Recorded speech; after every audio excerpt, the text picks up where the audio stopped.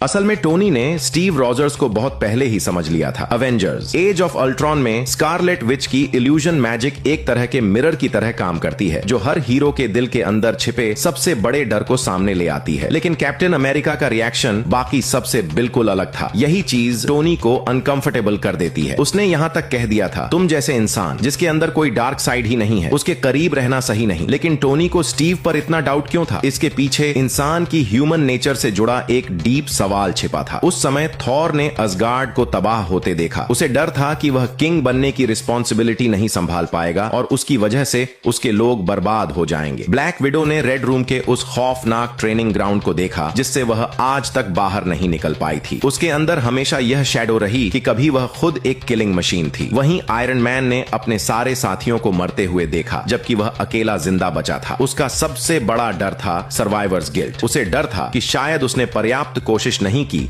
और वह सबको प्रोटेक्ट नहीं कर पाया। यही फियर साबित करते हैं कि इन हीरोज में भी इंसानियत है, उनमें वीकनेसेस हैं, रिग्रेट्स हैं और कुछ ऐसे पास्ट हैं जिन्हें वे आज तक भूल नहीं पाए। लेकिन कैप्टन अमेरिका की इल्यूजन बिल्कुल अलग थी। उसने कोई भयानक डर नहीं देखा। उसने बस पेगी कार्टर के साथ एक डांस देखा जो वह कभी कर नहीं पाया था। देखने में यह सीन रोमांटिक लगता है, लेकिन टोनी के लिए यही सबसे ज्यादा डिस्टर्बिंग था, क्योंकि फियर का ना होना मतलब कोई ऑब्वियस वीकनेस नहीं। और अगर किसी इंसान की कोई डार्क साइड दिखाई ही न दे तो उसे प्रेडिक्ट करना बेहद मुश्किल हो जाता है। टोनी का डर पूरी तरह गलत भी नहीं था। कैप्टन अमेरिका सिविल वॉर में जब स्टीव को पता था कि बकी ने टोनी के पेरेंट्स को मारा था, फिर भी उसने यह बात टोनी से छिपाई। यहां तक कि उसने टोनी से कहा कि अगर बकी को मार भी दिया जाए तो इससे कुछ बदलने वाला नहीं है। यह बात सुनने में काफी कोल्ड लगती है, क्योंकि कभी कभी एब्सोल्यूट सेंस ऑफ जस्टिस इंसान को इतना रिजिड बना देता है कि वह सही और गलत के बीच सिर्फ एक ही आंसर देखता है। लेकिन सवाल यह है, अगर कोई इंसान हमेशा सही रहने की कोशिश करता है तो क्या वह किसी बड़े मकसद के लिए किसी दूसरे इंसान का सैक्रिफाइस कर सकता है? यही सवाल एवेंजर्स एज ऑफ अल्ट्रॉन ने पहले ही इंट्रोड्यूस कर दिया था और सिविल वॉर में जाकर यह कॉन्फ्लिक्ट पूरी तरह एक्सप्लोड हुआ। अब सवाल आपके लिए, अगर आपको चूज करना हो तो आप किस पर ज्यादा ट्रस्ट करेंगे? कैप्टन अमेरिका जैसे परफेक्ट हीरो पर या टोनी स्टार्क जैसे फ्लॉड लेकिन ज्यादा रियल दोस्त पर?